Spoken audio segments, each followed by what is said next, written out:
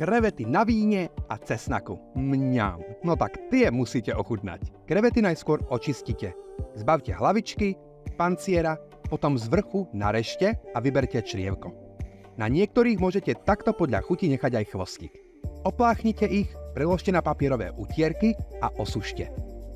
Na pánvici rozohrejte maslo s olivovým olejom a pridajte najemno nasekanú šalotku. Cesnak nožom roztlačte, olúpte a nakrájajte najemno. Hneď ako šalotka zosklovatí, pridajte do pánvice očistené krevety. Dobre ich osoľte, okorente a po chvíľke môžete otáčať. Nakoniec zalejte vínom a nechajte približne 2 minúty povariť. Potom pridajte cesnak a premiešajte.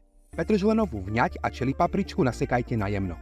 Pánvicu s krevetami odstavte a pridajte do nej trochu masla. Potom posypte petržlenovou vňaťou a čili papričkou, dobre premiešajte, aby sa všetko prepojilo a môžete podávať. Myslím, že takto jednoducho pripravené krevety chutia naozaj najlepšie. Ja si ich na tanieri vždy ešte pokvapkám citrónom a rýchle vynikajúce letné jedlo je na svete. Spísaný recept nájdete na mojom blogu pavelberky.com alebo v mojej kuchárke na strane 118. Tak dobrú chuť.